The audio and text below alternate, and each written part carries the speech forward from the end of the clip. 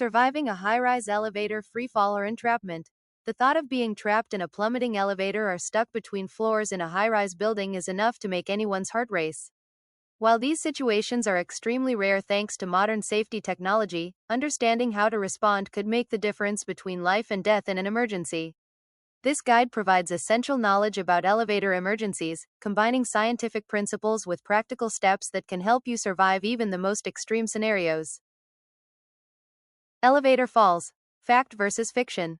The statistical reality. Fewer than 30 elevator fatalities occur annually in the US since 2007, despite billions of elevator trips. Your odds of experiencing a serious elevator incident are extraordinarily low. Modern safety systems. Today's elevators incorporate redundant safety mechanisms including multiple cable systems, electromagnetic brakes, and mechanical safety catches that activate automatically if problems occur.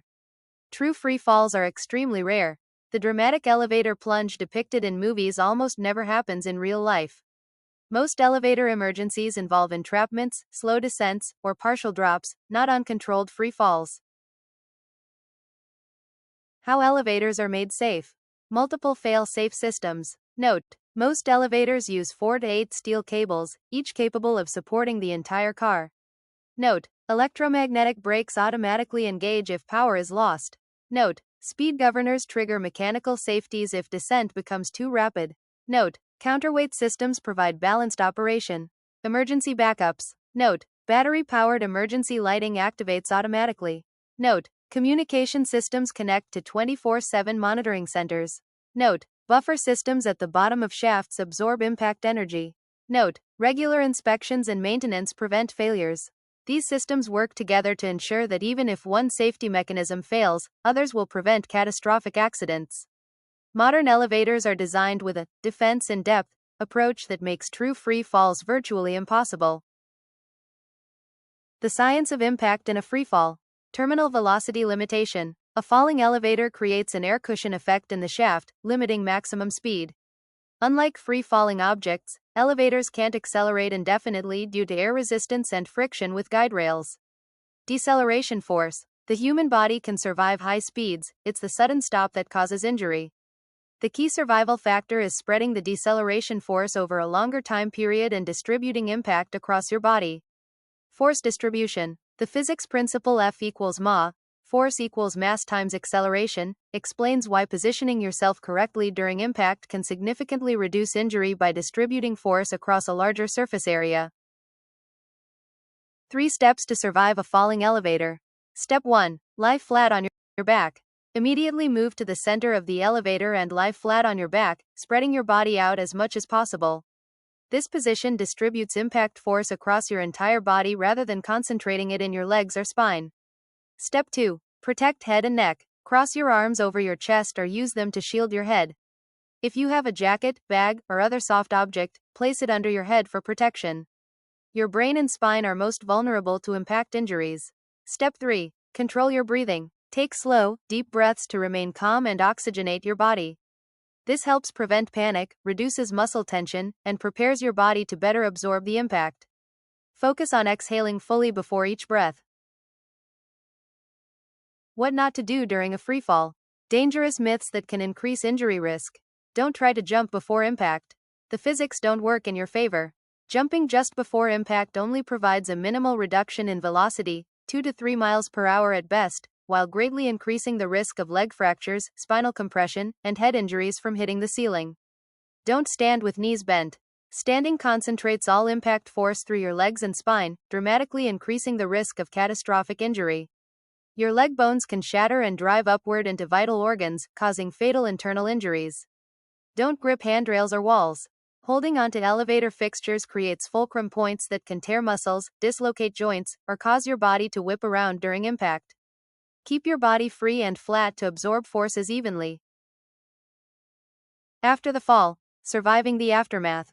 Step 1. Self-assessment. Note: remain still momentarily and check for serious injuries. Note: evaluate consciousness, breathing, and bleeding.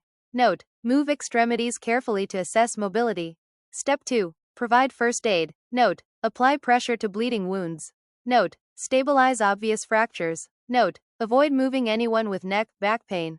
Step 3. Signal for help. Note: use emergency call button repeatedly. Note: call 911 if cell service is available.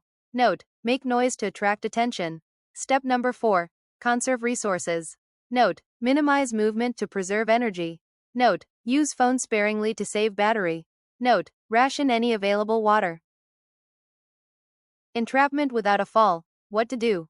Immediate response. Note: press the alarm button repeatedly, not just once. Note: use the emergency phone or intercom if available. Note: call 911 and building management. Note: provide exact information about your location. Most elevators have emergency intercoms that connect directly to monitoring services. Pressing floor buttons or door open, close buttons may reset the system in minor malfunctions. While waiting for rescue, note: remain inside the elevator unless directed otherwise by professionals. Note: never attempt to pry doors open or climb out. Note: sit down to conserve energy and reduce anxiety. Note: communicate regularly with rescuers if possible. Note: keep others calm by sharing information and creating a plan. Most elevator-related fatalities occur when people try to escape on their own and fall down the shaft. Psychological survival. Staying calm. Base number 1. Group psychology management. If not alone, establish leadership, assign simple tasks, and encourage talking. Social connection and purpose significantly improve survival outcomes in emergency situations. Base number 2. Positive visualization. Imagine successful rescue scenarios and focus on reuniting with loved ones. Positive imagery reduces cortisol levels and maintains rational thinking during stressful situations. Base number 3. Mental focusing techniques.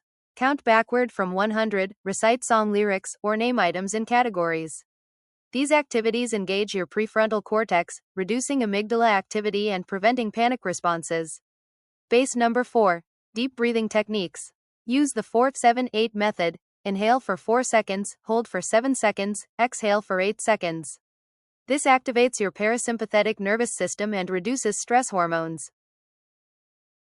Real-world survival stories. New York City 2018. The 6th floor drop. When cables partially failed in a Manhattan high-rise, the elevator dropped 6 floors before emergency brakes engaged. A quick-thinking passenger remembered safety advice and immediately laid flat on the floor, protecting his head with his briefcase. Despite the jarring stop, he suffered only minor bruising while standing passengers experienced more serious injuries. Rescue took approximately 40 minutes. Chicago 2019. 84-hour entrapment. 6 people became trapped in an express elevator of a Chicago skyscraper over a holiday weekend. They rationed phone battery power, established regular communication windows with rescuers, and created a rotation system for sitting and standing. Their calm cooperation and resource management allowed all 6 to be rescued without physical injuries despite the extended ordeal. The statistical success story. Perhaps the most compelling survival story is one that's never made headlines. There have been no confirmed deaths from true uncontrolled full-speed elevator free falls in the United States in modern times, despite over 18 billion elevator trips annually. This remarkable safety record is a testament to engineering standards and safety systems. Elevator myths busted. Elevator myth number 1. The jumping myth. Jumping right before impact won't save you. Your body is already moving at the same speed as the elevator, and the small upward velocity you gain, 2 to 3 miles per hour, is insignificant compared to a falling elevator's speed, potentially 20 plus mph. Elevator myth number 2. The self-rescue myth. Forcing elevator doors open is extremely dangerous. Most injuries occur when trapped passengers attempt to exit between floors and fall down the shaft or become crushed when the elevator moves unexpectedly. Elevator myth number 3. The freefall frequency myth. Complete elevator free falls are extraordinarily rare. Most falls are controlled descents after partial system failures where safety mechanisms still function but at reduced capacity. Elevator myth number 4. The oxygen depletion myth. Elevators are not airtight, you cannot run out of oxygen. Ventilation systems ensure continuous airflow, and even without power, natural air circulation prevents suffocation risks. Final checklist. Your elevator survival kit. Step number 1. Essential items. Note: fully charged cell phone. Note: small LED flashlight or phone with flashlight function. Note: soft bag, jacket, or sweater that can protect your head. Note: water bottle for extended entrapments. Step number 2. Mental preparation. Note: no emergency call button location in frequently used elevators. Note: memorize building address for emergency calls. Note: practice deep breathing techniques for stress management. Note: understand the lie flat position for impact scenarios. Step number 3. Key reminders. Note: safety systems make true free falls extremely rare. Note: never attempt self-rescue between floors. Note: help arrives in minutes for most entrapments. Note: staying calm dramatically improves outcomes. Remember, in an elevator emergency, your knowledge and composure are your most valuable assets. Trust the safety systems, follow these guidelines, and you'll maximize your chances of survival. Please remember not to wear a cape, scarf, cloak, clothing articles that jut out. You don't want your cape to get caught in an elevator door.